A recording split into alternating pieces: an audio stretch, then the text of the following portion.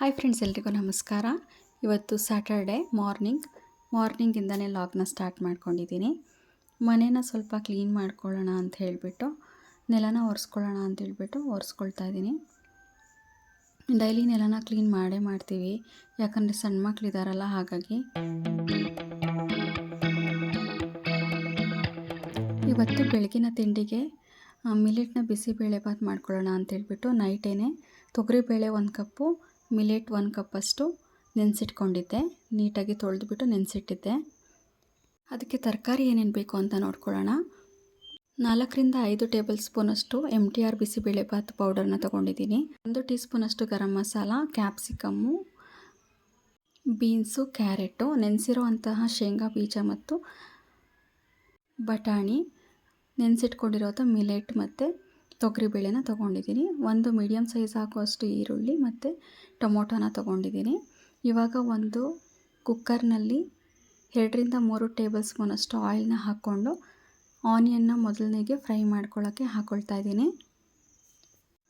ತುಂಬ ಫ್ರೈ ಮಾಡಬೇಕಂತೇನಿಲ್ಲ, ಸ್ವಲ್ಪ ಬ್ರೌನಿಷ್ ಆದರೆ ಸಾಕಾಗುತ್ತೆ. ಈಗ ಅದ್ರ ಜೊತೆ ಟೊಮೊಟೊನೂ ಸೇರಿಸ್ಕೊಂಡು ಫ್ರೈ ಮಾಡ್ಕೊಳ್ತಾ ಇದ್ದೀನಿ ಆಯಿಲ್ನಲ್ಲಿ. ಒಂದೊಂದೇ ತರಕಾರಿನ ಸೇರಿಸ್ಕೊಂಡು ಆಯಿಲ್ನಲ್ಲಿ ಫ್ರೈ ಮಾಡ್ಕೊಳ್ಬೇಕು. ಕ್ಯಾಪ್ಸಿಕಮ್ಮು, ಬೀನ್ಸು, ಕ್ಯಾರೆಟು ಸ್ವಲ್ಪನೇ ತೊಗೊಂಡಿದ್ದೀನಿ. ಮೀಡಿಯಮ್ ಸೈಜ್ನಷ್ಟೇ ಎಲ್ಲದನ್ನು ತೊಗೊಂಡಿದ್ದೀನಿ. ನಮ್ಮ ಮನೇಲಿ ಇಬ್ಬರೇ ಇರೋದ್ರಿಂದ ಇಷ್ಟೇ ತರಕಾರಿ ಸಾಕಾಗತ್ತೆ. ಹಾಗಾಗಿ ಅದ್ರ ಜೊತೆ ಶೇಂಗಾ ಬೀಜ ಮತ್ತು ಬಟಾಣಿನ ನೆನೆಸಿಟ್ಕೊಂಡಿದ್ದೆ ನೈಟೇನೆ. ಇದನ್ನು ನಾನು ಸ್ವಲ್ಪ ಜಾಸ್ತಿನೇ ಹಾಕ್ಕೊಳ್ತೀನಿ, ಯಾಕಂದರೆ ತುಂಬ ಚೆನ್ನಾಗಿರುತ್ತೆ ತಿನ್ನಬೇಕಾದ್ರೆ. ಶೇಂಗಾ ಬೀಜ ಅಂತೂ ತುಂಬ ರುಚಿ ಕೊಡುತ್ತೆ. ಹಾಗಾಗಿ ಇದನ್ನು ನಾವು ಆಯಿಲ್ನಲ್ಲಿ ಸ್ವಲ್ಪ ಫ್ರೈ ಮಾಡ್ಕೊಳ್ಬೇಕು. ಮಿಲೆಟ್ಟು ಮತ್ತು ತೊಗರಿಬೇಳೆನ ತೊಳೆದಿಟ್ಕೊಂಡಿದ್ದೀನಿ ನೀಟಾಗಿ. ಅದನ್ನು ಸೇರಿಸ್ಕೊಂಡು ಒಂದು 5ರಿಂದ 10 ನಿಮಿಷ ಆಯಿಲ್ನಲ್ಲಿ ಸ್ವಲ್ಪ ಹಸಿ ವಾಸನೆ ಹೋಗೋವರೆಗೂ ಫ್ರೈ ಮಾಡ್ಕೊಳ್ಳಿ. ಇದನ್ನು ಹಾಕಿದ ತಕ್ಷಣ ನೀರನ್ನು ಸೇರಿಸ್ಕೊಳ್ಳೋಕೆ ಹೋಗಬೇಡಿ. ಸ್ವಲ್ಪ ರುಚಿಗೆ ತಕ್ಕಷ್ಟು ಉಪ್ಪನ್ನು ಹಾಕ್ಕೊಳ್ಳಿ. ನೋಡಿಕೊಂಡೇ ಹಾಕ್ಕೊಂಡಿರಿ, ಆಮೇಲೆ ಒಂದು ಸಲ ರೀಚೆಕ್ ಮಾಡಿಕೊಂಡ್ರೆ ಆಯಿತು. ಇಲ್ಲಿ ನಾನು MTR ಬಿಸಿಬೇಳೆಭಾತ್ ಪೌಡರ್ನ ತೊಗೊಂಡಿದ್ದೀನಿ. 4ರಿಂದ 5 ಸ್ಪೂನ್ ಆಗುವಷ್ಟು, ಅಷ್ಟಂತೂ ಬೇಕಾಗುತ್ತೆ. 1 ಟೇಬಲ್ ಸ್ಪೂನ್ ಆಗೋಷ್ಟು ಗರಂ ಮಸಾಲ. ಈ ಗರಂ ಮಸಾಲ ತೇಜು ಗರಂ ಮಸಾಲಾನ ನಾನು ತೊಗೊಂಡಿದ್ದೀನಿ. ಗರಂ ಮಸಾಲ ಹಾಕ್ಕೊಳ್ಳೋದ್ರಿಂದ ರೆಸ್ಟೋರೆಂಟ್ ಸ್ಟೈಲಲ್ಲಿ ಬಿಸಿಬೇಳೆಭಾತು ರೆಡಿಯಾಗುತ್ತೆ. ಹಾಗಾಗಿ ಹೊರಗಡೆ ನಾವು ಯಾವ ಟೇಸ್ಟನ್ನು ಫೀಲ್ ಮಾಡ್ತೀವೋ ಅದೇ ರೀತಿಯಾಗಿ ಮನೇಲಿ ಕೂಡ ನಾವು ಮಾಡ್ಕೊಳ್ಬೋದು. ಬಿಸಿನೀರನ್ನು ಕಾಯಿಸ್ಕೊಂಡು ಹಾಕ್ಕೊಳ್ಬೋದು, ಇಲ್ಲ ಅಂದರೆ ತಣ್ಣೀರನ್ನೇ ನೀವು ಸ್ವಲ್ಪ ಜಾಸ್ತಿ ನೀರನ್ನೇ ಸೇರಿಸ್ಕೊಳ್ಳಿ. ನಾನಿಲ್ಲಿ 3 ಗ್ಲಾಸಷ್ಟು ನೀರನ್ನು ತೊಗೊಂಡಿದ್ದೀನಿ. ಲಿಡ್ನ ಕ್ಲೋಸ್ ಮಾಡಿಬಿಟ್ಟು ಒಂದು 2 ವಿಷಲ್ನ ಕೂಗಿಸ್ಕೊಂಡ್ರೆ ಸಾಕಾಗತ್ತೆ. ಇವಾಗ ವಿಷಲ್ ಆಗಿದೆ, ಓಪನ್ ಮಾಡ್ಕೊಳ್ತಾ ಇದ್ದೀನಿ. ಈ ರೀತಿಯಾಗಿ ರೆಡಿಯಾಗಿದೆ. ಇನ್ನೂ ಸ್ವಲ್ಪ ನೀರು ಬೇಕಾಗುತ್ತೆ. ಈಗ ಸ್ವಲ್ಪ ಬಿಸಿ ನೀರನ್ನು ಕಾಯಿಸ್ಕೊಳ್ಳಿ.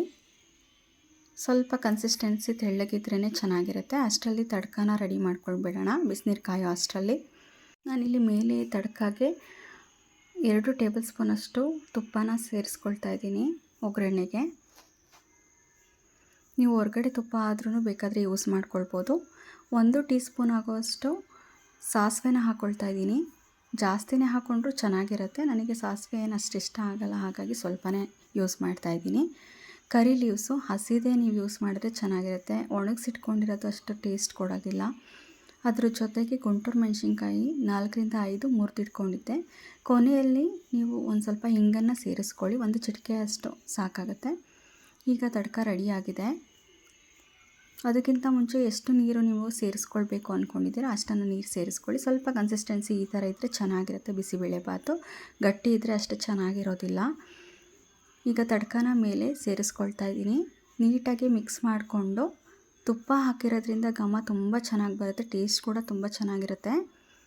ಇದನ್ನೆಲ್ಲ ಸೇರಿಸ್ಕೊಂಡು ಒಂದು ಕುದಿಸ್ಕೊಳ್ಳಿ. ನೀವು ಉಪ್ಪು ಬೇಕಾದರೆ ಸೇರಿಸ್ಕೊಳ್ಬೋದು ಇವಾಗ ಟೇಸ್ಟ್ ಮಾಡಿಕೊಂಡು. ಈ ರೀತಿಯಾದ ಮಿಲೆಟ್ ಬಿಸಿಬೇಳೆಭಾತು ರೆಡಿ ಆಗುತ್ತೆ. ಮೇಲೆ ಸ್ವಲ್ಪ ಕೊತ್ತಂಬರಿ ಸೊಪ್ಪನ್ನು ಉದುರಿಸ್ಕೊಂಡ್ರೆ ಫುಲ್ ರೆಸಿಪಿ ಕಂಪ್ಲೀಟ್ ಆಗುತ್ತೆ. ಈ ರೆಸಿಪಿ ನಿಮಗೆಲ್ಲ ಇಷ್ಟ ಆಗಿದೆ ಅಂತ ಭಾವಿಸ್ತಾ ಇದ್ದೀನಿ. ನೆಕ್ಸ್ಟ್ ವೀಡಿಯೋದಲ್ಲಿ ಸಿಗೋಣ ಫ್ರೆಂಡ್ಸ್.